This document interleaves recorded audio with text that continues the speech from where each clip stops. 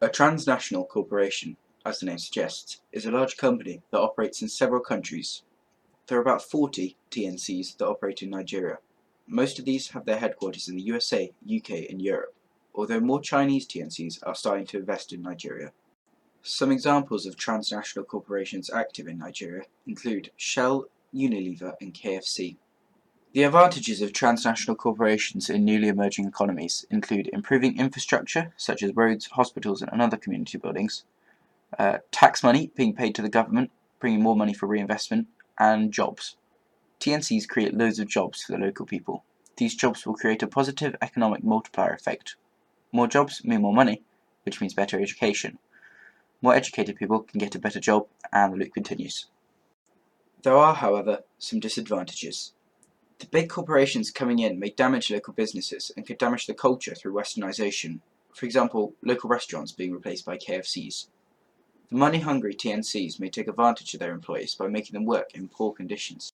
Now I'll move on to the case study for transnational corporations, which is Shell Oil. Shell is a British-Dutch oil and gas company. It is the third largest company in the world, measured by 2018 revenues, and the largest European-based company. Shell has been active in Nigeria since 1937, and in 2014 Shell-operated businesses in Nigeria produced an average of 739,000 barrels of oil per day. For reference, 1 barrel of oil is approximately 160 litres. 65,000 workers are directly employed by Shell, and 250,000 workers are employed in related industries. 91% of Shell contracts go to Nigerian companies.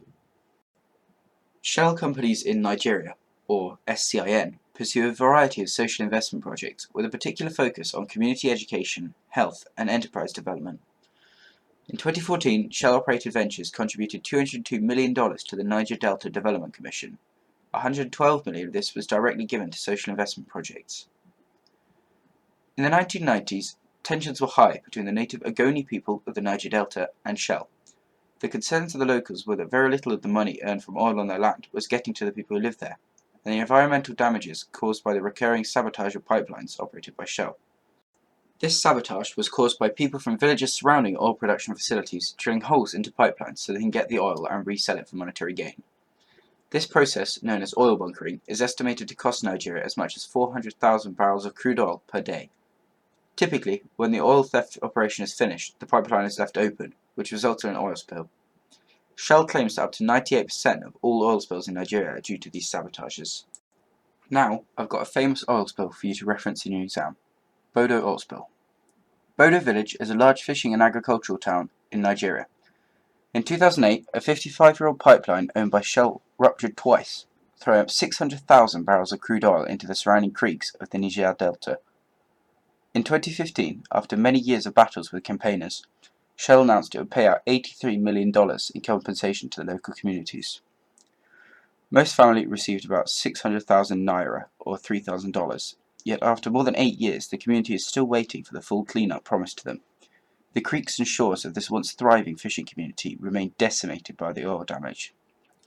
The clean-up started 9 years after the initial oil spill in 2017 and is still not finished. The local villagers faced a severe health risk, with some families drinking water containing very high levels of carcinogens. The spills have also had a devastating effect on farming and fishing, worsening poverty in the area. Many of the local fishermen now have to walk up to 2 hours to find clean water to cast their nets in. Thank you for watching this video on transnational corporations' actions in Nigeria. If you liked it, please subscribe and check out my other videos.